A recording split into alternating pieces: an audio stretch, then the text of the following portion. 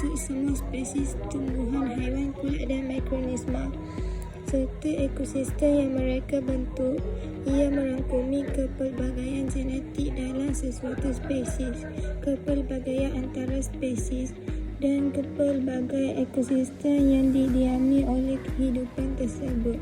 Kepentingan biodiversiti terhadap kehidupan adalah sangat besar kerana ia mengekalkan keseimbangan alam yang menyediakan sumber makanan, air bersih dan udara untuk manusia. Biodiversity hotspot.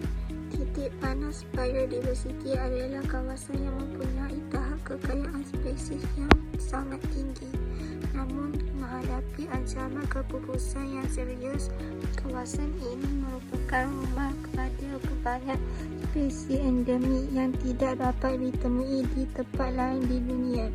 Malaysia diiktiraf sebagai salah satu daripada 17 negara mega biodiversiti di dunia kerana kekayaan flora dan faunanya. Pemeliharaan kawasan hotspot ini sangat penting untuk mencegah kehilangan drastik spesies unik yang semakin terancam. Biodiversity and human survival. Ubat-ubatan daripada tumbuhan. Banyak ubat-ubatan moden dan tradisional berasal daripada spesies tumbuhan hutan. Kehilangan biodiversiti bermakna kita kehilangan potensi penawar bagi pelbagai penyakit pada masa hadapan. Udara dan air bersih. Ekosistem yang sihat seperti hutan dan paya bakal bertindak sebagai penapis semula jadi yang membekalkan air bersih dan menyerap karbon dioksida untuk menghasilkan udara yang segar. Biodiversiti bukan sekadar tentang haiwan dan tumbuhan. Ia adalah sistem sokongan kehidupan kita.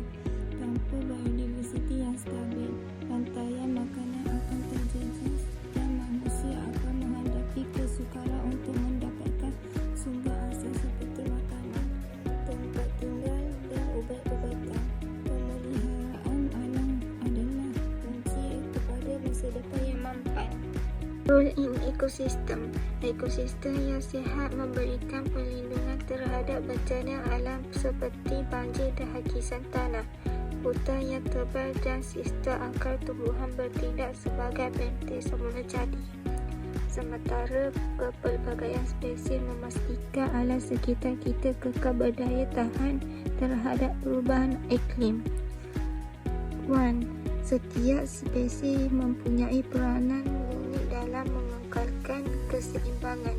Jika satu spesies pupus, ia akan menjejaskan keseluruhan rantaian makanan dan fungsi ekosistem tersebut.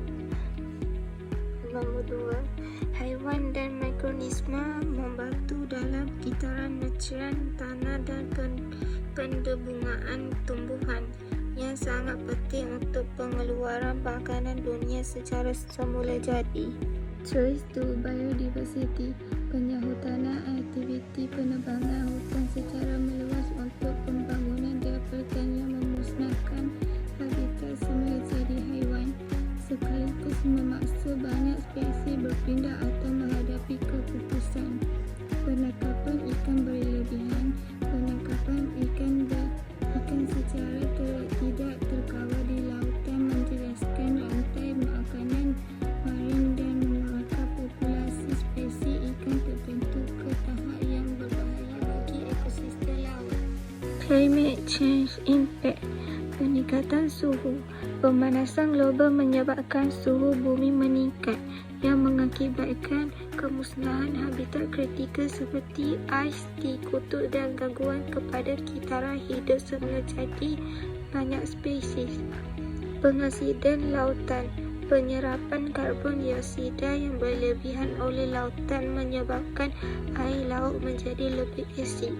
Ini mengancam kehidupan marin, terutamanya terumbu karang dan hidupan bercengkrang. Bees and pollination. Penyerapan karbon dioksida yang berlebihan oleh lautan menyebabkan air laut menjadi lebih asid. Ini mengancam kehidupan marin, terutamanya terumbu karang dan hidupan bercengkrang. penurunan populasi lebah akibat penggunaan racun perosak dan kehilangan habitat adalah ancaman besar kepada security makanan manusia. Kita perlu melindungi lebah untuk memastikan masa depan pertanian yang mampan. Future of Biodiversity. Masa depan biodiversiti terletak di tangan kita hari ini. Tindakan kolektif melalui pemeliharaan habitat, penggunaan sumber secara lestari dan usaha menangani perubahan iklim adalah kunci untuk memastikan kepelbagaian kehidupan terus kekal. Jika kita bertindak sekarang, kita mampu memulihkan ekosistem yang terjejas dan menjamin dunia yang lebih hijau serta seimbang untuk generasi akan datang.